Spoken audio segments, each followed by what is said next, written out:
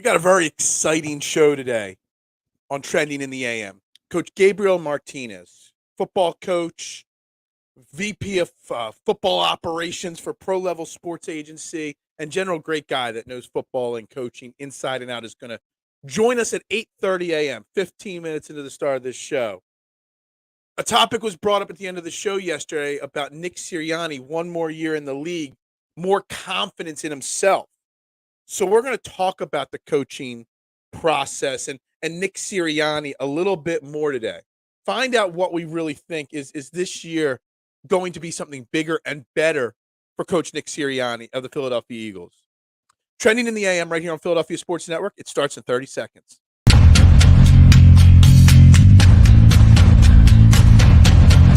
and goal.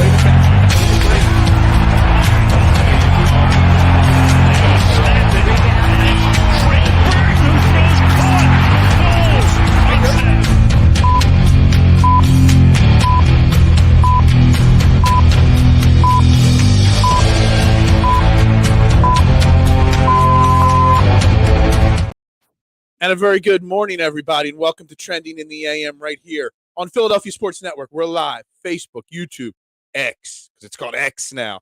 We're live on all social media platforms. Make sure you like, you subscribe, you comment, you turn the notifications on, you do it all. You tell a friend, you tap your neighbor on the shoulder. This is the place to talk Philly sports every single morning, Monday through Friday, 8:15 a.m. Hell, today, 8:12 a.m. going live, just because I'm excited for today's show. It's the only morning show in the Philadelphia area where your opinions actually matter. So if you're watching on Twitter, let's see, right now we got a half dozen people watching on Twitter. Make sure you slide on over to the Philadelphia Sports Network YouTube and Facebook page. That's where I can see your comments and your thoughts. And like I said, we got a jam-packed show today. Good morning, Adam. How you doing? Good morning, Tyrone. How you doing? We've got my man, Coach Gabriel Martinez, Pro Level Sports Agent, VP of their football ops. It's a football representative company that he works for, and he runs, and he's got lots of coaching experience, lots of coaching experience, and we're going to talk about him because Nick Sirianni seems a little different this year, and we kind of ended and started this conversation toward the end of the show yesterday about how different Nick Sirianni looks this year, a different confidence, a different swagger. We're past T-shirt gate. And we're into Nick Sirianni almost believing in himself. A different type of message. The success of last year might have given him a different level of confidence. And we talked about it yesterday morning, that everyone, every walk of life, needs to have confidence in what they do. And Nick Sirianni believed in his philosophies, believed in his way, but getting the Eagles to the Super Bowl last year much sooner than expected definitely gave him a little self-confidence. Yeah, you know what I'm doing's not crazy. I think I'm onto something here. And I think that is the start of something even more special for what Nick Sirianni, we joke about dynasty in the making and stuff like that. You got to have a confident head coach. The Patriots dynasty doesn't happen if Bill Belichick doesn't have Tom Brady, but also if Bill Belichick doesn't get confidence in himself that what he is doing works. Nick Saban, there's never any doubt, never any self-doubt when Nick Saban does something. All the greatest coaches, Andy Reid, he don't care what the media says about him. He doesn't care what the fans say. He's confident in his philosophies. And I think that's a big part. It's not just confidence on the field. It's confidence in the locker room. It's confidence in practice. It's confidence in the meetings. And Nick Sirianni's getting that. Getting to the Super Bowl, for sure, can have that effect. and I don't even know if it's just getting to the Super Bowl. I mean, even if they would have gotten to the championship game maybe and lost a tough battle there, obviously they didn't. And dude, on a side note, if you're following NFL training camp news and not just the Eagles, San Francisco's training camp, if you want to overreact to something, their quarterback situation is not lighting training camp on fire. Mr. Tom Brady, Brock Purdy 2.0 is not lighting the world. Trey Lance not lighting the world. Hell, Dennis Allen or whatever whichever Allen's their fourth quarterback, not doing much. Dude, San Fran, they got a quarterback situation issue, question mark there. So that's great. But yeah, getting to the Super Bowl in your second year definitely has a confidence building effect on you as a coach.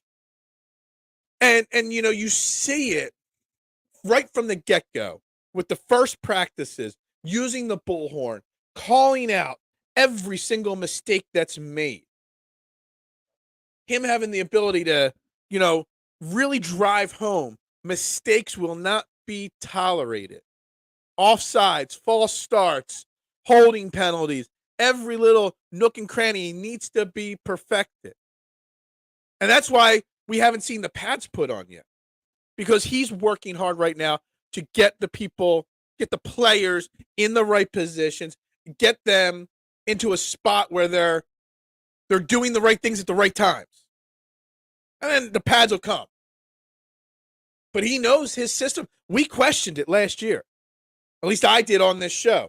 The lackadaisical, we're not the old school hitting hard practices. We questioned that. The 60-minute practices, we questioned that. But now he got it validated last year. Again, hell, getting to the playoffs in 2021 should have validated it for him, because that was not expected either. Every year they've exceeded expectations. Look at the staff Bill had in Cleveland, much better than he had in New England, but it didn't work because he didn't have that validation, that confidence. And then he got it once he got to Buffalo, and he also got Tom Brady, which, like I said, helps. Hungry dogs run faster. They do, and they're hungry. And I'm sure y'all saw Jalen Hurts' lock screen that got leaked yesterday on social media about, he's got the picture of him walking off the field, disappointed after the loss in the Super Bowl as his lock screen. That mentality right there. You can't say enough about the hunger and the want and the desire from Jalen Hurts. And Nick Sirianni's got that confidence. Jalen Hurts has got that confidence.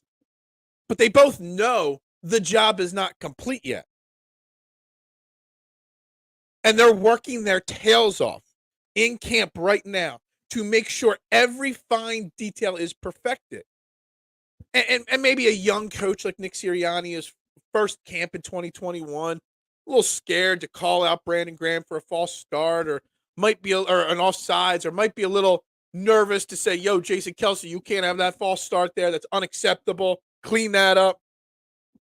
He's now led this team to the playoffs 2 straight years, his first 2 years as a head coach. Got them to the Super Bowl in the second year. With a quarterback still, if you saw the athletic report, not even a top 5 quarterback. Still, bogus. We still can't give Jalen Hurts any respect in the NFL. But he's got that confidence now. You know what? If Jason, you think about it. The other day, I think it was Sunday's practice. Whatever happened at the end of Sunday's practice with the defense was unacceptable. And you know what he had? He had grown-ass men like Brandon Graham and Fletcher Cox running laps. That's like Pee Wee League stuff. Oh, Pee Wee. Sorry. Pee Wee Herman. Rest in peace, my man. Dude, that was a sad one yesterday, seeing Pee Wee Herman.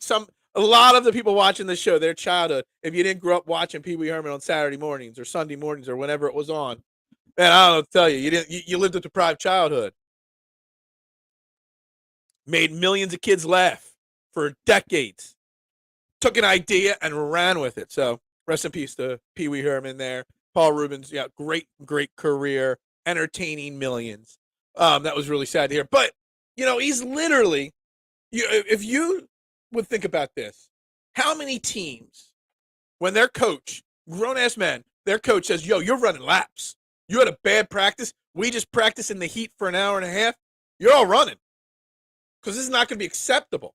I bet you when they hit that field today, and reporters are reporting on it, that defense has a different intensity. And he's earned the ability. He used to earn their respect by wearing funny T-shirts. Now he's earned it by results. And I think you can really, really, really see a difference in that. He got a little taste of what the Super Bowl is like, just like the rest of the team did. He got a little taste of success. Very few people from day one of Nick Sirianni being hired really thought that Nick Sirianni was the right guy. And he heard those rumors. He knew people were questioning him. Even me, at first, we questioned him. Was he the right hire? Should have been Brian Dabble. Should have been Robert Saleh. Should have been McDaniels. Well, we got Nick Sirianni. But now he's got that validation. Lane Johnson at 41 on the top 100 is beyond absurd. This man hasn't allowed a sack. I mean, yeah. I mean, if you want to use that as the dating of it, since it was a thing, man, yeah, rankings are what they are. Rankings are just that. They're meant to be opinionated. And yes, a lot of people are killing us with their opinions on this Philadelphia Eagles. It's almost like we are an afterthought having made the Super Bowl. Like we're not given the credit we deserve for making the Super Bowl and the way we did. Not only did we make the Super Bowl, we dominated on the way to the Super Bowl. Let's be honest. 14-3 is 14-3. Even our losses, we were right in it on every one of those losses. Dallas game. I mean, there's a play at the end of the game where, it was a bad play call, and Gardner Minshew ended the game there. And I still say Gardner Minshew, if you give him one more play, might get that final touchdown. The Washington game, it was a Quez Watkins fumble, Brandon Graham penalty. We just don't get the respect. And we marched right to the Super Bowl, and we almost beat the Chiefs and the best the Chiefs. Let's just remember this. They have the best quarterback in the league right now, one of the 5 greatest quarterbacks of all time. They have the best coach in the NFL right now, and one of the 10 greatest, maybe 5 greatest coaches of all time in Andy Reid. And we took them down to the wire. One holding penalty in the closing 2 minutes of the game, and the game's over. I mean, there are other mistakes, obviously. I know. I get that. But we're right there. And we don't get the credit. The team doesn't get the credit. The players don't get the credit. But Nick Sirianni now has the confidence to be like, yo, see what they're all saying? We got to be better. Those 2 mistakes have to be 0. And we're not going to rest till we play mistake-free football, perfect football every single Sunday, Monday, Tuesday, Thursday, whenever we're playing. People were saying Doug was the worst hire as well when the Eagles hired him and delivered us a Super Bowl in year 2. Exactly. And then you saw, after that Super Bowl victory, Doug Peterson become a different, more confident head coach. He was able to get that 2019 team with all those injuries to the playoffs. That was a hell of a coaching job. That was a hell of a quarterback season from Carson Wentz. All those injuries, unknown Greg Ward and Boston Scott with Carson Wentz leading this team to the playoffs. Now, the end result wasn't what we wanted. The injuries caught up to us. But winning validates. And we really needed that from Nick Sirianni. We really needed Nick Sirianni to get that little kick in the butt that said, yeah, what you're doing, what I'm doing is working. What I'm doing is right. And I think it's an extremely, extremely important thing going forward with this team. Howie Roseman's been validated enough. Howie Roseman also has Jeffrey Lurie, confidence and vote of confidence that he's here, but for as long as he wants. Jalen Hurts got that confidence by getting the big contract extension. Nick Sirianni's going to year 3 of whatever. What did he sign? A 4-year deal? There's no extension yet for him, but he's got the winning formula down. And let me tell you something. Nick Sirianni is, knock on wood, unless something dramatic happens this year in a negative way, Nick Sirianni's going to get a huge, massive extension after this season. If they're not already working on it, there's probably already been discussions in the offices about what is a Nick Sirianni extension going to look like. Thank God it doesn't count towards the salary cap. Nick embraced the journey. He understood the grind, and he loves it. Now he is now getting the team to love it too. Yeah, there's a different feeling and culture around this team. And there's a different sense of urgency. There's always a sense of urgency at the beginning of a season, with the training camp, getting players ready. And there's a different sense of it right now. They're still having fun. They're still laughing and goofing around. But they're also taking it, I feel, a much more seriously. And this is all part of the journey. And I say that even if they win a Super Bowl, this is just that would be just another step to a second Super Bowl and a third Super Bowl. You've got different personality. Nick Sirianni and Jalen Hurts' personality compared to Doug Peterson and Carson Wentz, and they got us the Super Bowl. Nick Sirianni and Jalen Hurts haven't yet, but their personalities are different. They kind of fit and feel more Philadelphia. They kind of, that blue-collar, hard work ethic mentality that makes Philadelphia such a great city and surrounding area. I saw something from my man Mark yesterday on Twitter, just talking about how all five counties, Chester, Montgomery, Delaware, Bucks County, Delaware, like the Wilmington area, South Jersey, that's all Philadelphia. We're all Philadelphia.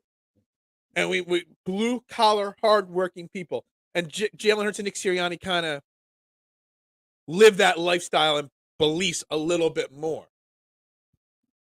My only criticism of Nick, I can't believe I'm reading this, something that starts like that, from last year is that he wasn't aggressive in the Super Bowl when they could have went for it on fourth down and instead kicked the field goal. Yeah, I mean, I have confidence in Nick Sirianni that he feels like he was making the right decision. And if it was the wrong decision, if he went back after the game, after the emotions wore off, and he probably rewatched the game and went through every play 100 times over afterwards. If it was the wrong decision, I'm sure he's learned from that. And now in the back of his mind, he knows in this situation, we don't kick the field goal, we go for it. And that's what confidence and validation means to players and coaches. And we're seeing that come to fruition with him. How long is the Topper big head cut out going to stay up there on your wall? There is no Topper big head up there. That is not Topper. And yes, the Joel Embiid and James Harden jerseys are hiding. That right there, you think that's Topper? After watching this show for the last 4 months, you think that's Topper, Marshawn? That is definitely not Topper. Now I'm going to make you think about who that is. I would tell you who that is, and I know some people will probably get it before you. That is not Topper. That guy would make I think he would make a great hitting coach, for sure. I always thought he was going to be a Major League Baseball coach someday. He hasn't. It is not Topper. Not at all. Yeah, you think about it. While we talk Nick Sirianni, you think about who that is right there. You're going to screenshot it and zoom in and figure it out. I think having coaches' sons in top positions helps in that. Head coach, quarterback. Okay. I had to think about it. So, yeah, Adam's already chiming in. Yes, Adam is correct. That is one Jim Thome, part of the 600 home run club in Major League Baseball. Great job, Adam. Great way to call that one out. Yeah, I mean, Jalen Hurts' dad was a coach. Nick Sirianni's family's been in coaching for a long time. It does help. It gives you that coaching mentality. And honestly, when your family's in the same business in any walk of life, when you're around the Thanksgiving table, or summer vacation or something, you're like, hey, what would you have done in this situation? How would you you got a biased, unbiased ear to kind of bounce ideas and talk off of. When you're a player and you come from a coaching family, you've seen your family do it, so you're not upset with it. It's not personal. When Jalen Hurts gets called out by Nick Sirianni, and Nick Sirianni will call out Jalen Hurts on every mistake, Jalen Hurts knows it's not personal. It's just football. It's just getting better every single day. Yeah. No, not Topper. Jalen Hurts. Or Jalen Hurts. Joel Embiid. I can't get the name right. Jeez. Jim Thome. I still remember the day Jim Thome was signed as a free agent in Philly. He's out there shaking hands with the union workers that were building Citizen Bank Park, hitting home runs in the construction zone. Dude, it was like he was running for president. He was walking around shaking hands, kissing babies. If you don't remember those moments, it was like a changing of the tide in Philadelphia Phillies sports history. It really was.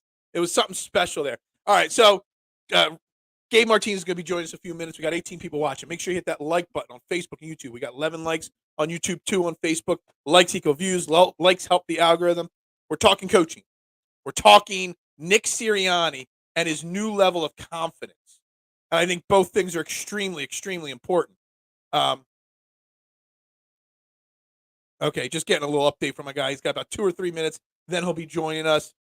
It's kissing hands and shaking babies. Yeah, I mean, I don't know about you, Kyle. You shouldn't shake your babies. Definitely not. Unless that's what I said. Did I say that? What is up, Eric? How you doing this morning? Great to see you in the chat this morning. So, when we talk about this confidence, what's the next step? When you've got a coach that's confident like this, that's not going to accept, any kind of mistakes. He's not going to accept, lackadaisical effort in practice. Again, side note, making the defense run laps after a bad end of practice the other day. He is not going to accept it. He wants the best every day from every player. He's now living and breathing that Jalen Hurts 1% better every day mentality.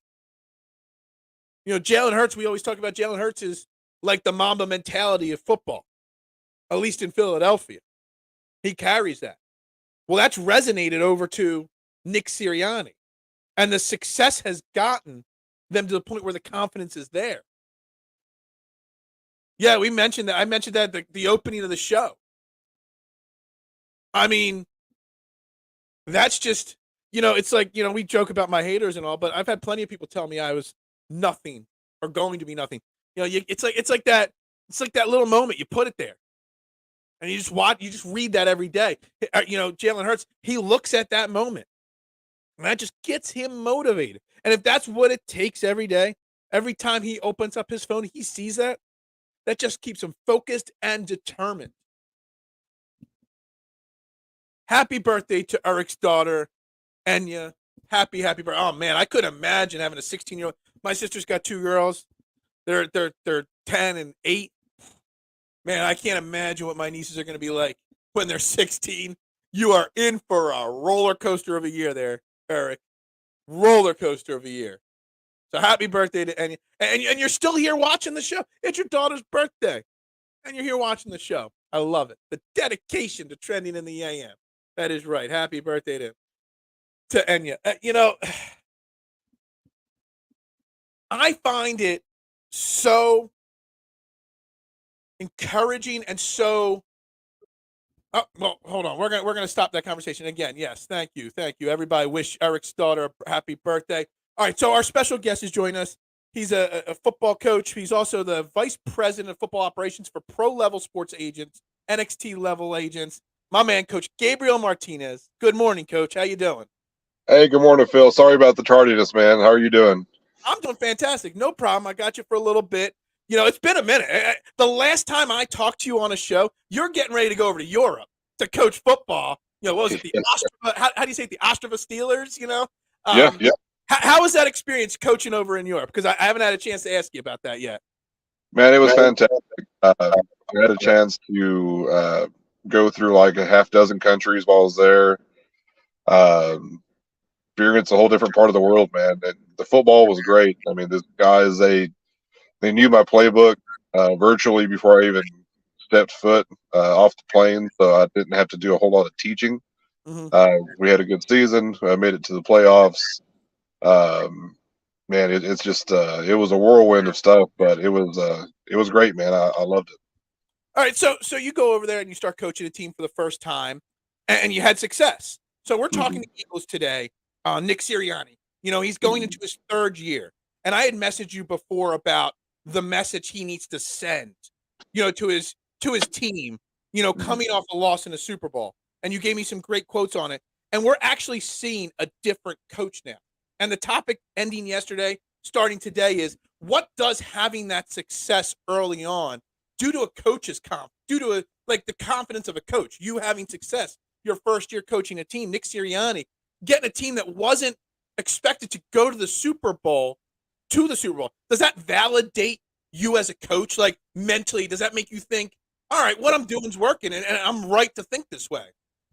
Yeah, I mean, I think more than anything, it lets you have a kind of a sense of belonging. Him coming from a really good coaching tree himself, he had to have known he had what it takes. But until you get kind of thrown into that position and go and do it and show everyone else that you can do it, there's only so much you can tell yourself and tell others, through your plays. So, I mean, we had this conversation, like you said, this time last year, talking about how we were unsure about how Jalen Hurts would be, how unsure we were talking about the offensive line and aging defense, and then they go on to set a ton of records offensively. They have four guys with 10 plus sacks on on defense. Like they had a uncanny year. So I mean, you couldn't ask for more besides an actual Super Bowl ring to come out of it.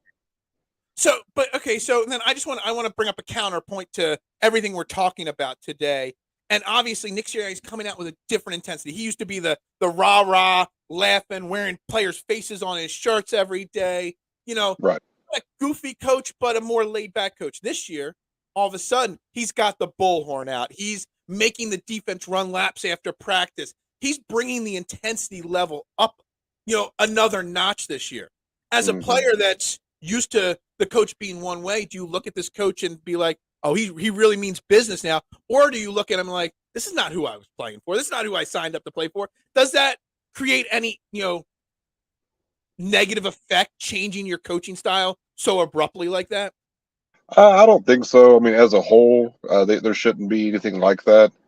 Um, these guys are vets for the most part on the team. Guys that have to understand there's going to be a progression and evolution as a coach. You have to do things differently. He's a younger guy. He's someone that's going to sit there and look around and read the room and give what's needed of him. Bringing two new coordinators in, a lot of that could just be him showing them what he expects of them.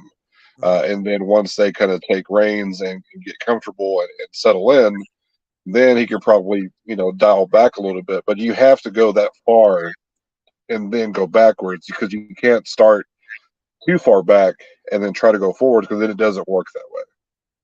What's it like as a coach? You have success. Obviously, with success comes the loss of your coordinators, your assistants. It's just the way it is in the NFL and in football in general. Excuse me. What's it like having all that success and you got to strip it down? And you got luckily they promoted Brian Johnson, from within, who had a grasp of the offense, has been working with Jalen Hurts since he was like 4 years old. But then you bring another guy in like Sean Desai from the outside, completely changing, the voice at the head of the defense. Does that put more pressure on the head coach to make sure everybody stays on the same page? Yeah, it's not easy.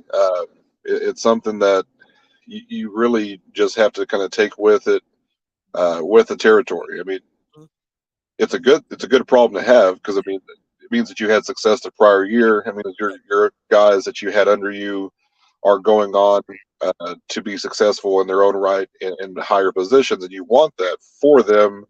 You ultimately want that for yourself as well because that's how you build your legacy. But when it comes to reporting now to OTAs and stuff, it's like okay, like yeah, the shift of having a great year last year, all that shimmer and nice sparkly stuff, it's kind of gone away now because you're like you're back in the grind, you're back into it full, both feet in, trying to just set the tone. Like you said, like he's doing very obvious different things. It's all for a reason. It seems like he would be doing it intentionally to provide assurance for his coaches around him and then also his players as well. That way they know, like, okay, like we're not just resting on what was done last year. So Brian Johnson's now the new offensive coordinator. He's taking over the play calling duties because Nick Sirianni is one of those coaches that he manages the team. He lets his coordinators do it. And on a side note, I'm a big fan of that style of coaching. I think the offensive coordinator should be in charge of the offense. Everybody reports back to Nick Sirianni. But you had a lot of success with Shane Steichen calling the plays. He's the head coach now in Indy this year. Right. What do you do with with Brian Johnson? to give him get him the experience. So you can't miss a beat. You can't come out week one and lose because of play calling mistakes or anything like that. How do you get your assistant ready to take over a major thing like playing play calling? He hasn't done it since he was in college 4 or 5 years ago. It's been a while, different team. That would be one of my concerns entering the season. How the initial transition is with Brian Johnson calling the plays here. Yeah, play calling is one of those things where you just have to get to a rhythm. So it's going to be a lot of situational stuff in practice. They're going to have a handful of scrimmages, inter squad scrimmages, stuff like that. But even just running down the field, offense on air type stuff. You go out there and you have a script, and you get situational, and they'll run all that kind of stuff. They're going to run 20 in. They're going to run quick turnover, 2-minute drill, all that kind of stuff. You rep it for a reason, mostly because you want your players to be accustomed to it and be comfortable in those situations when they come on a Sunday. Mm-hmm. But also it's for the coach too, because he's got to be able to trust himself to make the proper everything, the proper formation, the proper personnel, the proper play call. It's just it's an extra repetition for him. When I messaged you to come on the show, I also asked you, if you were the head coach of the Eagles, what would your first day of practice, first day of training camp, what would be your message? And you stressed close the loop mentality. Yeah. Would you like to explain that a little bit more about what does closing the loop mean when you talk to your players about that? Yeah, I mean, it's something I was taught kind of early on in my coaching career was, you can go out there and run a drill, or you can sit there and teach something on a whiteboard. But if you're not closing the loop, meaning if you're not explaining every detail of it, if you're not explaining why it's being done, if you're not on the field and holding everyone to the same accountability during that drill, whatever it could be, you have to be able to close the loop and complete that single facet 100%. You can't leave.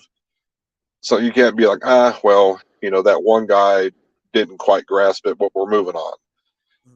Yeah, it happens, but in order to be past where they were last year, they're lucky to have a lot of guys returning, and those guys have to understand that as well. Like, we fell short for a reason last year, and if we can go through and redo the things and get it down as close to perfect as we can compared to last season, to where obviously there were some imperfections, then it's just like you said, it's a mentality, it's a mindset, it's a thing that he has to preach the entire time of, we have to close it now.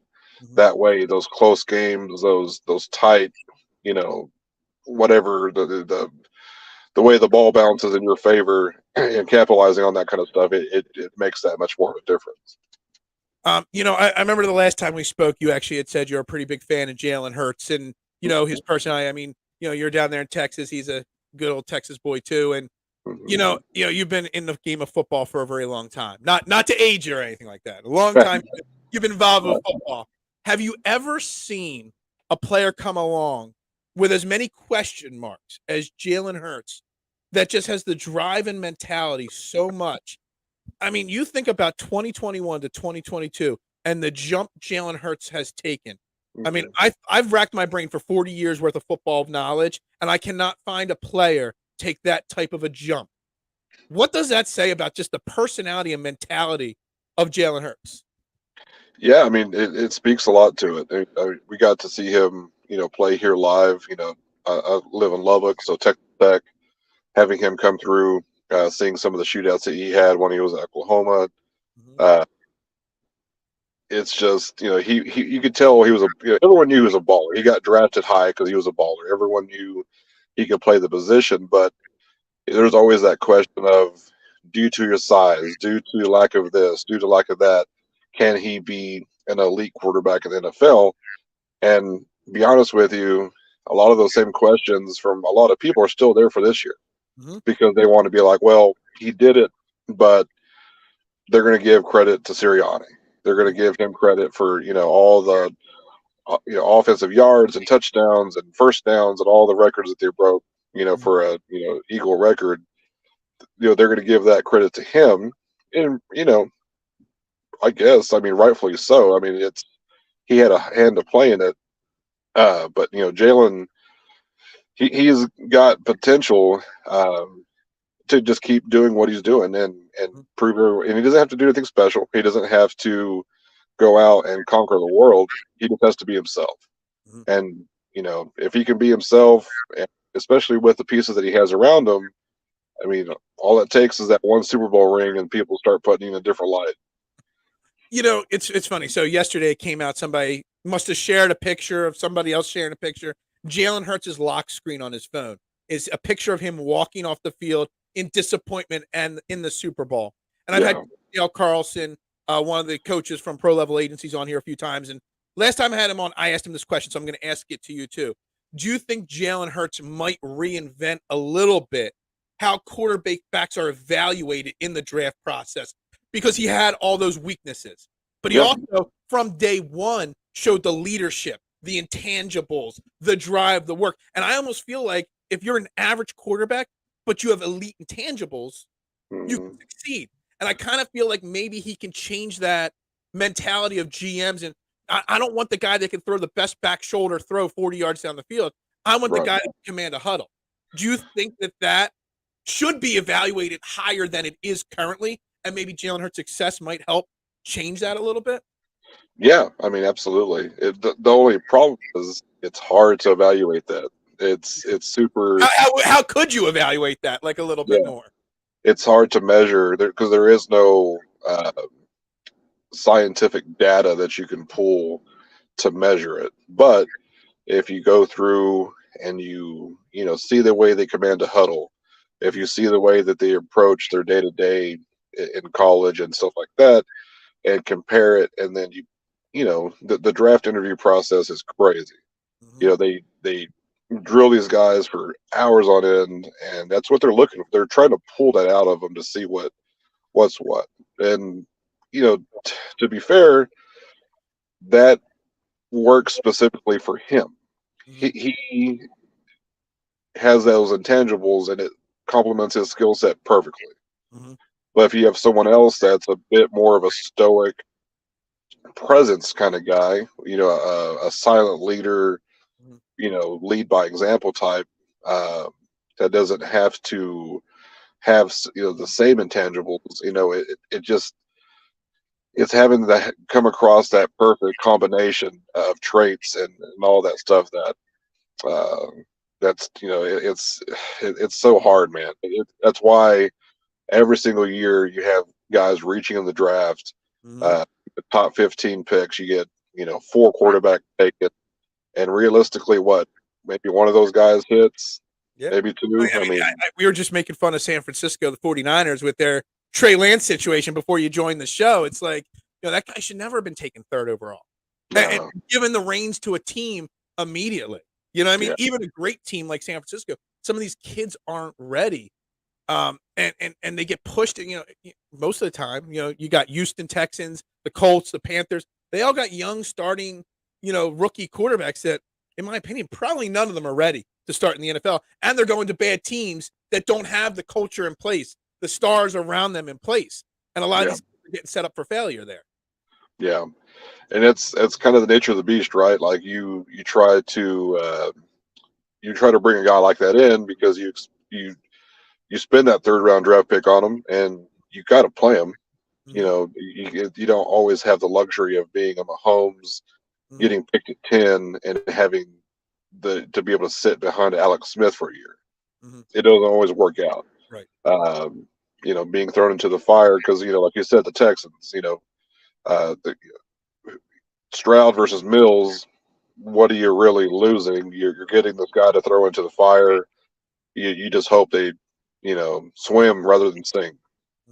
Then that could break their confidence. You're talking about the draft process, and I want to close with another, wrap it up with coach talk here at Nick Sirianni. On the draft end of it, he started doing things differently to check their competitive edge. I mean, we crushed him at first, but again, he's now validated his process, getting us to the Super Bowl in his 2nd year. Hell, even I said it earlier getting him to the playoffs, the Eagles, their first year in 2021, when a team was supposed to win, coming off a 4-win season. That should have validated it a little bit differently too. But, I mean, he's playing paper, rock, scissors. He's got a basketball hoop set up in the interview room with these guys. He wants to see their competitive drive more so whether, they can throw that pass. And I think Nick Sirianni is really trying to reinvent a lot of things. You see with his practices. I mean, he runs 60-minute practices. They still, they're the only NFL team that hasn't put pads on yet in training camp. You know what I mean? They'll put pads on 3 times, and that's it. Quick, not hard hitting, quick, fast paced practices. Get the work done, get it done right, and then focus on the film room and focus on other things. And Nick Sirianni's I think the more Nick Sirianni succeeds, the more the rest of the NFL will start being like, maybe this guy's, onto something. I mean, we literally had all 53 men healthy for the Super Bowl last year. You know what I mean? So Nick Sirianni's changing the way he finds guys, and he's also changing the way he runs things. And this Super Bowl validates that, right? Yeah, I think so. I mean, taking that approach, it isn't something that's just new necessarily, but it's new to NFL. It's newly being implemented, but I think he's taken the due diligence to go through other programs, college programs, high school programs, and seeing, what are teams across the country doing to sustain, health for their players, to be able to. The thing is, I mean, the Eagles, just like every NFL staff, have an analytics team, a stats team. All the stuff about you talked about, like who can make that 40-yard back shoulder pass, that's already there. They know that. What he needs, like, and what he's been doing is trying to figure out what else, and that's the big thing. What else can he do? What else can I do as the main guy in charge to help any way I can? Quick practices. Some of the best teams I've been a part of have preached quick, efficient practices, like no more than 80 minutes type thing. And it works because you're not spending excess time on something you don't need to. You're not, if you're high energy, quick pace, running from drill to drill, getting stuff in and being productive, you can coach all the mistakes on film later. Spending time repping the same play 6-7 times in a row because a guy didn't, run the right type of route or something, at the right depth. That's kind of nuance, and then they understand, like, these guys are pros. They know what to do. We can correct on the back end. It's a true testament, man. I've never grown up being an Eagles fan. I wouldn't necessarily say I'm still an Eagles fan, but I'm a fan of football, and I love good football. So, it's really nice to be able to look at Philadelphia now, post Andy Reid, and be able to say, like, man, like, they are a really entertaining team to watch. Right. So anyway, to wrap this up, we got Coach Gabe Martinez here on Trending in the AM on Philadelphia Sports Network. You got lots going on at pro level and NXT, level agents there. What's going on? I mean, I've seen all the videos from the combines you're doing. That's great work. For those that don't know, pro level agents, they're really doing a great job of getting a lot of football players more opportunities to get on film, more opportunities to play football. Obviously, football's growing. You got the USFL 2 years now. XFL's been back. All the indoor leagues, Europe. What do you guys got going on, and anything interesting that you want to, talk about there with your guys there at pro level? Yeah, man, it's we're coming up on year 2 this October of the agency itself, and we've just grown. I mean, even like you said, from the last time that we've talked, it's been a minute. The growth that we've had, the team that Buddy has put together here with us, as far as like our other agents that we have within house. Sometimes addition, by subtraction, had to happen, that kind of thing. But I mean, the level of athlete speaks for itself. The level of production and success speaks for itself too. We don't have to do a whole lot of marketing, thankfully. Very, very blessed to be in a situation to where guys are trying to find us, and in turn, we're helping them, find what they want, which is a solid shot at playing. We had a handful of guys in the USFL last year. We had a couple guys XFL. Ton of guys playing overseas down in Mexico, all across indoor ball here. The IFL has their championship game this weekend in Vegas. I'll be lucky enough to go attend the XFL IFL showcase that they're having the day before. Man, it's just awesome, being able to uh, be in some rooms that you wouldn't think you're going to be in with some people that they're common names when it comes to guys like you and I, football guys. Right. So we're just thankful, man. We're working hard. We have great athletes, top tier guys. I mean, that we're getting. Uh, it's crazy to see all the kind of talent that we've been coming through. Like you said, the combine was awesome. We got to I work literally with watched a lot of the videos from the combine because I loved it. I know Buddy had offered me to go up like 6 months ago and do live shows from there. I couldn't get it to work out. Hey, but you guys are doing great work with all that stuff. next April, man, we already have it reserved. It's a whole weekend. Next April, that gives me enough time to plan this properly. Let's do it. We got to get you in person up there. We had a handful of CFL scouts there with us. We had a scout from the Kansas City Chiefs there with us. I mean, really good talent, man. It was a good time. So we're gonna make it a full weekend next year for that event. Same place, Rochester, New York was beautiful. The stadium was awesome. Yeah, man, we got to have you out there. We got to get the live pod. Gives me about 10 months to plan how to get there and how to do live remote shows like that. Are we going to see you on the sideline again anytime, Coach? I know you're busy with pro level, but we haven't seen you on the sideline in a little while. Yeah, I don't know. I don't know. I'm enjoying being home right now. Being away in Europe, and then after that, I came kind of back really quickly. Went back to Montana and coached there, and it was, I enjoyed both situations in different ways. But being away from especially my kids and my family in general. My son starting his freshman year. He's finally kind of liking football a little bit. Being able to stick around for that. My youngest, he's my basketballer, so being able to stick around and be in the stands, be here, and then still get my football itch scratched by pro level.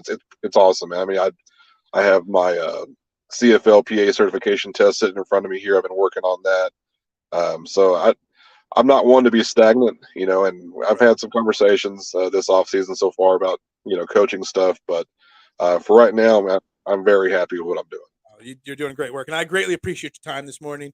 I know you got lots going on. So, again, Coach Gabriel Martinez, pro level sports agents, NXT level agents. Make sure you guys check them out. If you know anybody trying to further their football career, make them find this guy right here, and he'll make sure he takes them to the top. Thank you very much this morning, Coach, and we'll have to make sure we don't wait another year before talking football again. No, absolutely, man. Thanks again for the time. Anytime you guys want my ugly mug on this screen, I will make time for you. You look better because you're sitting next to me right now. You know what I mean? Because better looking than me to put on this show. Well, thanks again, man. I hope you guys have a great day, and I look forward to seeing what the Eagles do here over the next couple months leading to the season. All right, sounds good. Thanks a lot, Coach. Later, guys. See ya. That was Coach Gabe Martinez right there on the I Have No Sponsor hotline. Everybody, again, make sure you shoot him a follow over there on social media. Check out Pro Level Agencies. I got lots of comments. I got to start rolling through them and everything, but make sure you're hitting that like button on the YouTube page. We got 13 likes on YouTube, 3 on Facebook. Likes equal the algorithm growing, help get more people involved. Shout out to everybody. I did the math so I can get paid and stuff. $29.97 last month in Super Chat money. I greatly appreciate it. It means a lot. But if we grow the algorithm and get 50 people, 100 people watching daily, that'll help even more as well. So greatly appreciate everybody supporting the month of July here on this show. Let's roll through some of these things. Mista, I think Jalen Hurts' so-called lack of arm strength is over-exaggerated. They tested his ball velocity. And yeah, exactly. And even if it wasn't exaggerated, the leadership wins out. I wanted to get back to George. I think play calling on the Eagles isn't down to ownership. If one person, Sirianni, yeah, it is a collective input onto the play calling, but there still is that added pressure once it's on your shoulders in the middle of the game. And Nick Sirianni says, We're on our own 40-yard line. You're going for it on 4th and 3. You still got to make the play call, and you still got to have the confidence, and the team's got to have the confidence in you. I saw this one from K1 here. Sirianni admits the Eagles were lucky with injuries last year. We are due for a negative regression. I do believe in the law of averages, being even, Steven, et cetera. So I do get that comment, but I think you could still limit them. And the way he practices and runs camp, you can still limit. We saw more. Who went down? Somebody went down with an Achilles. Tim Patrick, wide receiver for the Broncos.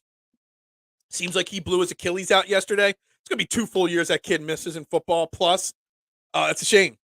I played football a few different levels, coaches, high school, college. The position coach is the most influential. Head coaches are motivators. I like that. That's interesting. And Man Chatter, I knew you would love him. He's involved with the XFL, the USFL. You check them out. They got a lot of great players. I bet you, Man Chatter, if you go look at the Pro Level Agents website, you'll see some guys that you watched in the USFL, that are under their umbrella. They do great work there, led by their boss man, the founder, Buddy Walters. Buddy Walters is the nephew of Buddy Ryan, former NFL coach, cousin to Rex and Rob Ryan. And that's where the founding member of that team came from. What is up, Drew? How you doing this morning? We got lots going on today. We're talking coaching. Shout out to Rochester. I had the opportunity to do it. I was still with my previous network. I couldn't really put it together. But maybe I'll find a way next April to make it out to Rochester, do shows live from a football combine, get football players, coaches, scouts all on the show. Maybe we'll find a way to make that happen. The $500 super chat would definitely help cover. Maybe I'll do like a GoFundMe page to help cover the cost of doing that, because that would be a huge opportunity to go do that. Can football go international like the NBA? Imagine all the great athletes around the world competing in the NFL. I think they're already working on that, Mister. I think this is a really interesting question and comment. I mean, you already got how many games in London every year? You got games in Germany some years.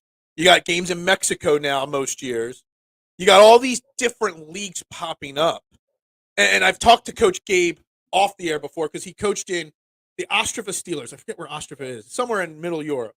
And the amount of when you're in those European leagues, you're only allowed 4 Americans to come over. You have to keep the rest of your team in Europe. And he said the talent every year over there is just growing exponentially. And these leagues are getting more competitive every single year. And I think it's something interesting to keep an eye on because football is growing. I mean, they already had they did NFL Europe like a couple decades ago, and that didn't work out. But I think that was a different time. And now, I think it's changing. You're going to see more. I mean, they've talked about moving the Jaguars over to London. Now, I don't know how that would work travel-wise and stuff like that. And I don't know if it would really play. But you're going to see internationally football continuing to grow regularly. What is up, Mitch? How you doing this morning? We're getting close to that 500. We're getting there. Someday. I got multiple catering orders this morning. So super chat or not, I got to leave at 9:30. It's coming. Yeah, Tim Patrick, man. I liked him before he got hurt last year. I think he was a free agent before last season before he got hurt. And I wanted the Eagles to pick him up. This was before A.J. Brown. This was before Zach Pascal. I liked the potential in Tim Patrick as a slot wide receiver. I really thought he could do something in Philadelphia in Midnight Green, not Kelly Green. And it's a shame. It's a shame how his career, you missed 2 years with a knee and an Achilles injury. Man, it's going to be so tough for that kid to come back and catch a chance.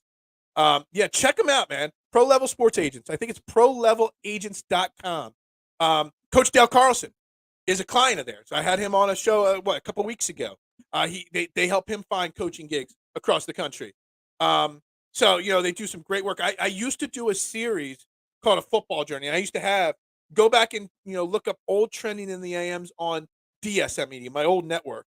And I had about a dozen of their football clients talking about their journey, what got them, why they're not good enough to get into the NFL just yet. So it's either get a job or keep grinding for min paychecks. And these guys, Hakeem Williams is one that stood out. I mean, guy's a super talented wide receiver, just can't get over that practice squad hump. And he's out there playing in Europe. He's out there playing in indoor leagues. He's out there playing any semi-pro or professional football league, not the NFL. He's out there grinding every single week. He's playing in 3 leagues a year. And the journey, just the drive, the knowing that they just need that opportunity. There's only so many spots in the NFL, even on the practice squad. So you need those opportunities. So they do great work. Great work. And I love my relationship with that team there, Pro Level Agents. You could get a corporate sponsor for beard products. If you know one, send them my way. The beard could use a little product here and there for sure. It is getting big, football in Europe. It for sure. You are decades away from football going international. Going international, but growing internationally are two different things. Like you're seeing more than one game in England now a year. There's always the one in London. Now there's a second and a third one. You got one game a year in Germany. You got the one game a year in Mexico. You know, I saw somebody writing an article for some major website about getting a team in Canada. You know what I mean? Not international, but you get what I'm saying. Like, it is growing, this sport. They're talking about 2 more expansion teams in the NFL. One could be in Mexico. One could be in Canada. That it's growing. It's not just an American sport anymore. And I think it's interesting how quickly it's growing. Imagine a team of Jordan Mailatas. Yeah.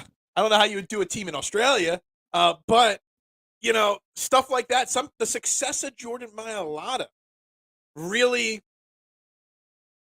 is changing other countries. Like, I bet you there's people in Australia. They're like, yeah, maybe football is for us. Where's Eagles camp? They hold it right next door to the Lincoln Financial Field at the NovaCare complex. They don't go anywhere else. They have a state-of-the-art facility right next to their stadium. They used to go to colleges and have it there, but now they just do it right at home. Use their state-of-the-art facilities, and I think it's boring for us fans because we don't get to go up to Lehigh or Westchester and watch them practice anymore. But it's good for the players, and it's helping them, get right. Big boxing night this past Saturday.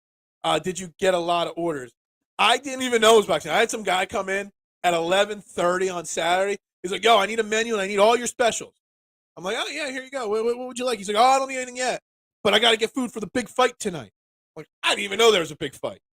I do know the one kid. Both were undefeated. The dude's now got 4 belts now. I don't know. I'm not much of a boxing guy anymore, Marshawn. I used to be during the Tyson and Holyfield era. Not anymore. Go to IFL. So the pro level agents have a lot of players, and Coach Gabe Martinez has coached a lot of the IFL teams in the past. And I've watched a lot of their games on YouTube. It's really good. Phil, did you go to media school? I spent 1 year, my freshman year, as a communications major at Drexel University, and then I dropped out of college. I did go back and get my degree in hotel restaurant management, but it was always a dream of mine to be involved in the media. I just went through some things at first in college, didn't do too well. We'll just leave it at that. But yeah, I didn't. I had like some beginning media classes, and that was about it. Soccer is boring. Soccer's growing. Soccer's not boring. I like soccer. U.S. women's national team, another draw last night. They went 1-0-2 in group stage. Is it the World Cup going on right now, or is it the whatever's going on right now for women's soccer? So after I retire from the military, I want to start a second career as a football coach. Yeah, coaching, man, it's a grind. And when you're not in the NFL, I mean, Coach Gabe Martinez, he said at the end there, I mean, he had to travel. He had to leave his family. He's married. He's got kids. He's got a couple dogs, down there in Ludwig, Texas. And he had to leave and go over to Europe for months. And then he comes back and he goes to Wichita and all these smaller cities across the country to coach, to keep that coaching dream alive. And it becomes a grind at first. So it's tough. Yeah, Japan has an American Football League. Do they? I'll have to look into that. I did not know that. Yeah, what part? Yeah, I didn't even mean to say that. Thank you for your service, Mister. I greatly appreciate that. With the success of Jordan, I'm surprised Howie hasn't tried. Yeah, you don't want to get lucky. You don't want to try to get lucky twice. Missed as an Army brat. Got it. No, I'm just kidding with you. Thank you very much. Now I know I could dedicate shows to you on Veterans Day. Depends on your definition of growing. You're not going to have a successful NFL team in Europe for decades. So George, so this is an interesting question for you, George, because there has been that rumor many of times. Every NFL season when the Jags go over to London to play, that conversation comes up. And I don't think it's because of lack of interest. I think the logistics are still hard to figure out. Getting teams to travel, getting 8 or 9 teams to travel to London every year, getting the London team to travel back to the States for their away games. How often? How do you plan their schedule? Are they going to go on the road for 4 weeks at a time and then be home? Like how do you do it? You can't fly across the pond 8 times a year. So the logistics are very difficult. And I think that is probably the number one holding point to getting a team in London or somewhere overseas. That's why you'll see a Canadian team, or you'll see a team in Mexico first. But then I think it's coming at some point. U.S. women's national team looked awful in all 3 games. Sweden will crush them if they don't step it up. Yeah, I mean, I watched a little bit of the first game, about 10, 15 minutes of it. I haven't caught the last 2 games. I've been busy doing other things. But I've been reading the reports, and Regina Ham, Philadelphia Sports Network, she's been covering them on the website, doing great articles and coverage of the entire World Cup. So, I've been keeping up with those articles as well. The infrastructure is nowhere near the required level to be able to achieve what you guys are talking about. What parts of the infrastructure need to be improved upon the most, George? Look, I'm not saying I'm for it, because I wouldn't want the Eagles having to travel every single, I see the logistics being really hard, but I want to know what you think is the biggest obstacle, George, to getting that achieved. And I'm not saying I want it. I'm not saying it has to happen. I'm just saying it seems to be a topic that is discussed a lot. Air Force, Drew, you're in the Air Force. There you go. Fighter pilot, you're Top Gun. Is Drew Top Gun? Is he Maverick? Mylotta was a unicorn. Not likely to see that. Yeah, I agree. I mean, that was a special. You also, not only do you have to get lucky, but you got to have the right personality to switch sports like that. 2 of my favorite boxers I was rooting for, the one who lost, but the winner is 2-time undefeated. Okay. Yeah, I mean, boxing's just not the same to me anymore. I don't know. I want heavyweights, but I also want I don't know. So at some point, I lost interest. I mean, I think it was the rise of the UFC and MMA and the Ultimate Fighter, and when I started falling for Forrest Griffin and Anderson Silva and George St. Pierre, I kind of started that era of UFC. Started to lose my following on boxing, and I couldn't even name 3 boxers right now that are active and champions. Like, I saw the highlights from that fight. I don't even remember their names, Eric. And it's a shame. Even Wembley games are meh. Not the same experience, not the same atmosphere. All right, so they got, not only do they have to figure out the logistics, but they got to figure out how to continue to grow the game. And there's 1 upping it to 2 games a year. That's happening right there, for sure. And at some point, it might down the line. You could say he surpassed Mayweather and Pacquiao's accomplishments. Wow, I heard somebody else say that, and I'm like, really? I know Mayweather and Pacquiao's. I'm not a Mayweather fan. Person Mayweather, I never could support him. Start their own leagues. Yes, I know about the Jagsville. It's not the same. Europeans are wired differently. You think everyone's going to drop their teams to become Jags fans when they bring them over? I don't know. And that's what. Oh, so you're saying, I get what you're saying. You're an Eagles fan. You're not going to stop being an Eagles fan because the Jags moved to the city near you. I get that. So maybe they up it to 3 games a year in London, or over the whole entire UK. They do games. I don't know how they do it. Or they got the London game, they get the Germany game. Maybe they add a game in Barcelona or something like that, or in France. I don't know. The next city that's got the most fans. No, I do not see you at Jags. Although it is Doug Peterson's team right now. So if Dougie P is still the coach, maybe you become a Jags fan. Maybe. I don't know. Giving you an option there. Is Rey Mysterio Jr. boxer? No. Jaguars had Dan Arnold, and now the Eagles do. Everyone is invested in Theory's own team. Jags will never have a competitive home advantage. Okay, and I think that explains your opinion a little bit more detailed. Those last couple comments from you, and it makes sense. Maybe they've waited too long, and everybody's got football is growing in the UK, but everybody's finding their team that's their favorite. That's why when you watch the Jags play over there, it's not a bunch of Jags jerseys. I don't know. I forget who played the first game last year, but I saw 14 different jerseys from teams not playing in the game in the stands. So they're going to experience football live in person, but they're not going to support the Jags or whoever their opponent is. They're just going because they love football.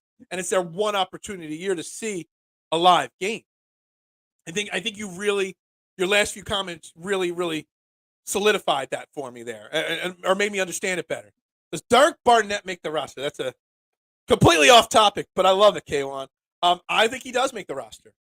I really do. He might end up on the pup list to start the season. I don't know. He still hasn't practiced full. He's very limited in practice recovering. But I think he makes the roster unless he's involved in part of a trade for a linebacker or safety.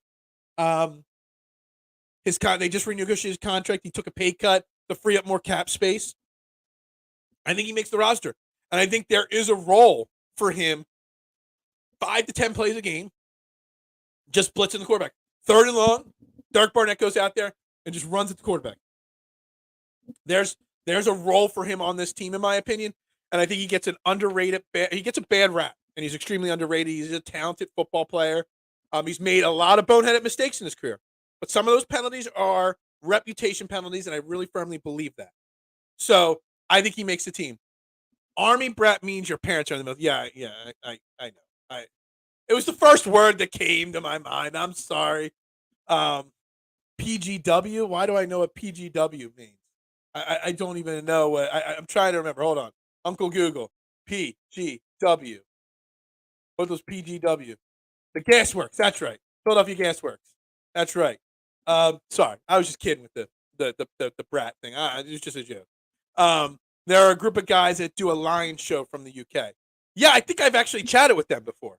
I may have had one of them on this show when I was on a previous network. I know I've talked to them before. There's Eagles fans, there's Lions fans, there's fans of every city and team. Do I think the Lions are going to win? I think the Lions are going to win football games this year. I think they're going to be a good team. They're going to fight the Vikings for first place in that division, but I still think they're capped at about 9 to 10 wins. Football cleats destroy the grass in soccer fields. The infrastructure is not there. NFL would have to spend a lot of money before something serious is established here. That's why I said decades. All valid points. But also, I think all those are valid, like, immediate concerns. But also, I think your concerns about how the fan bases in the UK have already picked their teams. I think that is just as big of an issue, too. For sure. And they'd have to build different stadiums or do something with the grass. But there's ways to grow the game internationally without moving a team, too. I don't know how accessible it is in every country to watch the NFL. Making it more accessible helps. Having players go on these tours in the offseason helps. There's lots of things. You could do more preseason games overseas. That could help. Even though they're not watching the stars, they're still seeing it. You see the NBA go internationally for preseason games. You see Major League Baseball go international for spring training games. Things like that can help, for sure. Football in the UK full time, you've taken my apologies. We're just talking what's coming up here in the topics. Cowboys, Vikings, Seahawks, or Lions. Who are the biggest frauds this year? Oh man, this is a tough one. It depends on what you think. Like, I think the Cowboys are a really good team. I hate to say it, breaks my heart, but I think they're a good team. I think they're the second or third best team in the NFC, in my opinion. The Vikings are what they are. They're a good regular season game. Kirk Cousins just not good enough to take him over the top. The Lions are still ascending. How far they go? I would say the biggest fraud could be the Seahawks. Everyone's annoyed because Geno Smith had one good year after 10 below average years in the NFL. All of a sudden, Geno Smith figured it out after 1 year. If people still need to figure out what Jalen Hurts is, I still need to see more from Geno Smith. So I would say they might be the biggest fraud. I could be totally wrong on that. It would be the Seahawks 1, Vikings 2, in my opinion. Plus, how do you get more kids involved when half the games are played? Yeah, that's true. The time frames thing, it's tough. After 10 p.m. in Continental Europe, you are decades away. Yeah, so maybe it doesn't happen ever. Maybe not. Maybe not in our lifetime, George. But the game is growing. You cannot deny that the game is growing. It was my failed attempt at UK accent and slang. Hold on, let's bring it back up again. Let's try to say it with the slang. Where was it? Yeah, there you go. Football in the UK. I'm not even gonna try. I'm not even gonna try to do it in an accent. Geno has never had 2 good years in a row. Has he ever had 2 good years? I think last year might have been his only good year in his career. There's a legit chance that was the first good year he's ever had. NFL fans in Europe are hardcore. We are way more invested than a lot of U.S. fans, and a lot more not. Oh, I knew you were going to. Not surprised that you said that, because we have to put a lot of effort, and that is true. You do have to put a lot of effort to be a fan, and we've talked, George, plenty of times off the air. You know, when the Eagles play at 8:00 at night or 8:30 on a Sunday night, and you got to work the next morning, you're dedicated. You are a hardcore fan, and I love that. I mean, I couldn't imagine. Well, I can't imagine, because I did travel internationally, and I did stay up late to watch football games for a couple months when I was traveling internationally. But you're doing it for a lifetime. That'd be tough. It'd be really tough, and it's not like you can record it and avoid spoilers, because the spoilers are everywhere. You have to work in mate also. So not only do I have to work the word mid into every show and drip into every show, now I got to work the word mate into every show. I got to have a list. I'm going to have to start a list and put it on the wall. Words I have to include into every show. All right, we got about 7 minutes left in the show, guys. We got 15 likes on YouTube, 4 on Facebook. Likes help.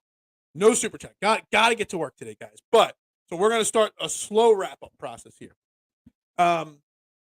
Again, I want to shout out Coach Gabe Martinez. I'm going to clip out the 20 minutes he was on. I'm going to repost that later if you guys want to rewatch that part of the interview. And I loved one thing I wrote down that he said in the interview. You know, we're talking about Nick Sirianni and how he's got more confidence. And he said it gave him a sense of belonging, the success he had last year. And those words still are sticking out to me from the interview. And I want people to really think of that. It's not that he's got the more confidence. He feels he belongs now, which is part confidence. Just when doing I can't do a Brit accent. I just can't. I watched the Super Bowl in 5 and 6. This is just an intense statement, Kyle. And you know I love you, man, and all the service you did for us all. Love you, my man. Greatly appreciate everything you've done. And I don't know. I mean, it's kind of awesome. I mean, I don't have a response to it, because it's such it's such a thing to be able to say, to experience what you've experienced, good and bad. I just, I love it. I love you for it. Try to use the word cap. No, that one we just might not ever say. We have many cities in America that need teams. Yeah, what teams in America need a football team? What cities would you like to see an NFL franchise go to? I think Mexico City would be good for one. Toronto or Vancouver could have one if you want to go Canada. But in the U.S., what cities need one? I don't know. I'd have to think about that. You got plenty in Florida, Tennessee, in the West. I don't know. There's a lot of cities that got them. St. Louis. Football started as rugby. The inventors just added the forward pass. Europe, Australia, and South Africa love rugby. Should be an easy transition. It's an interesting comment. It is. But the thing is, what George is saying also, they've already picked their favorite team. So if you move a team to London, everybody's not like George is not going to stop being an Eagles fan because now there's the London, Sandmans. He's not going to do that. He's going to stay an Eagles fan, and that's what a lot of people in Europe are going to do. And I think that's what his point is. Imagine starting a riot and fire in the stadium. Overseas fans are built differently. My God. Some of the things you see, everybody busts on Philly fans. Man, Europeans are nutsos when it comes to sports. Those guys said I was a dodgy wanker. Sandman was a McNabb fan, I bet. Hold on. I still got my McNabb jersey hanging right here. I don't hang it up. I don't want to upset anybody, but I keep it next to me at all times. I was a huge McNabb fan. Huge. Omaha, Nebraska.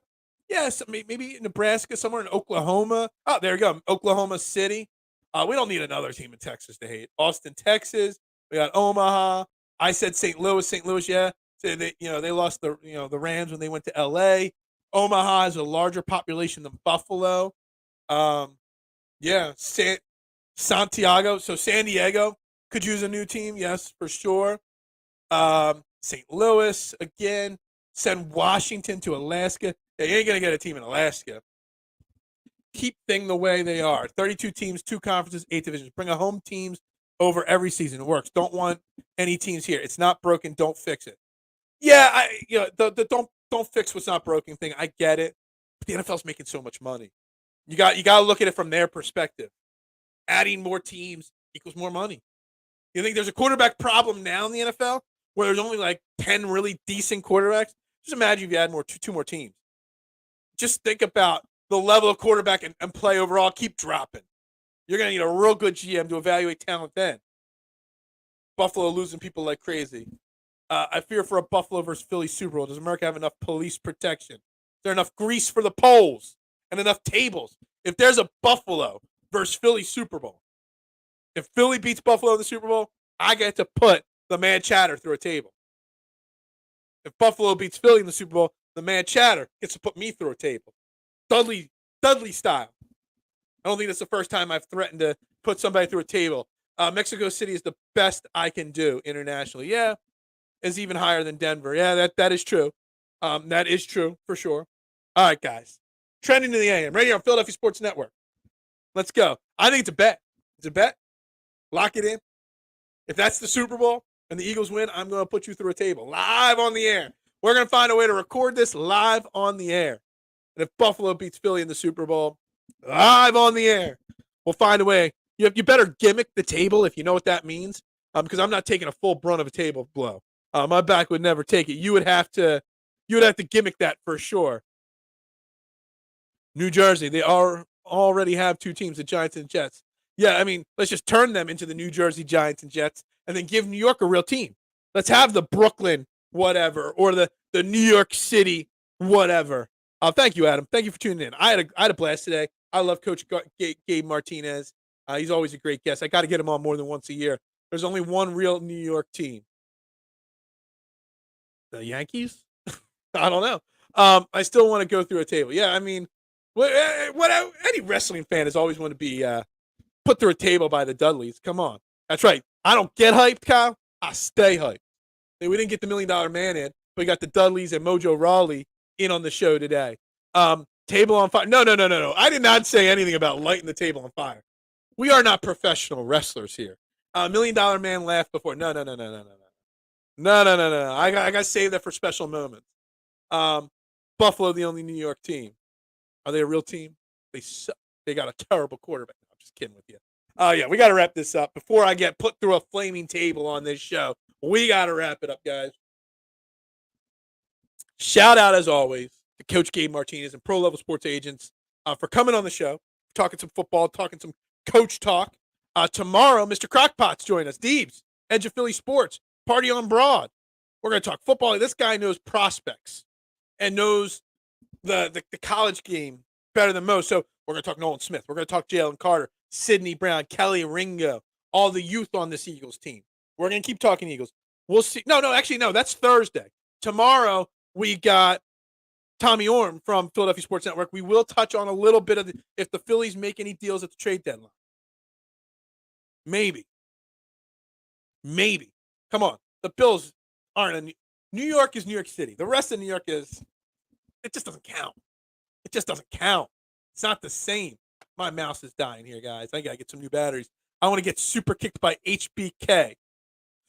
Oh, yeah. Leg drop by Hulk Hogan. I want to get put in the figure 4 from Ric Flair. Get put in the Scorpion Deathlock by Sting. New Jersey is a state, not a city. It should be the East Rutherford Giants. Yeah. Let's do that. Let's start that right there for sure. My man, K1, thank you very much for tuning. Trade deadline saving the Phillies. I don't know if they even make a move. I don't know. So we're going to recap whatever they do or don't do tonight, tomorrow morning, just like 20 minutes of the show. Give me 20 minutes to recap the trade deadline with the Phillies with my guest Tommy tomorrow, and then we'll get right back into Eagles talk. And Thursday, I got Deeves from Edge of Philly Sports. We'll talk the youngins on this Eagles team and what he loves about them. And then Friday, who knows what we'll talk about by Friday. So much can happen by Friday. Why? Do you want the California something? Do you want the Pennsylvania Eagles? Nah. Maybe Rhode Island because it's such a small state. But that's about it. The New England Patriots, it's not even a state. It's a region. They got the region in their team name right there. Chicken Wing, the cross. Oh, man. One of the most odd guys that was successful. I just don't know how Bob Backlund was such a successful, wrestler. That's right. A-Town Down. It's been like ages since he's wrestled a match. That's a collection of states, New England. I know. I don't get it. We complain about the New York Giants and Jets. We got a collection of states for the Patriots. It's insane. The Dusseldorf Stiefels. Now, the way you spelled it would be Stiefels there. No, that's the proper way. That's the Stiefel spelled because E says I in German. I is pronounced E in German. So actually, my name should be pronounced Stiefel, but it is Stiefel. My name got Americanized over the years. But Auf Wiedersehen. If we're gonna say German words, Auf Wiedersehen. We'll talk to you guys tomorrow. Trend the AM, Philadelphia Sports Network, 8:15 tomorrow. We're gonna get back at it as always. Make sure you like, you share, you subscribe, you turn notifications on, you do all that great stuff, and tell a friend. 15, 20 people watching every day. I could never imagine that in the past. But now I want 50, 100 people watching every day. So make sure you're telling everybody, sharing the link out to the YouTube page or the Facebook page all the time. If you watch on Twitter, retweet it. But if you want to get interactive, this is the only show where your opinions actually matter. I believe in that. A guten Tag, Herr Phil. Yes. Ich spreche Deutsch. Ich verstehe nicht sehr gut. See, I can bring German. That was for Kyle. That was I still remember a little bit of Mrs. Robinson's German class at Devon Prep. Just a little bit of it. I still remember a little bit of it. But we're going to wrap it up right there. Trending in the AM, right here on Philadelphia Sports Network. I am Phil Stiefel. We'll see you tomorrow, 8:15 a.m. Again, shout out to my man, Coach Gabriel Martinez. Thank you very much for your time. You guys have a great day. We'll see you tomorrow.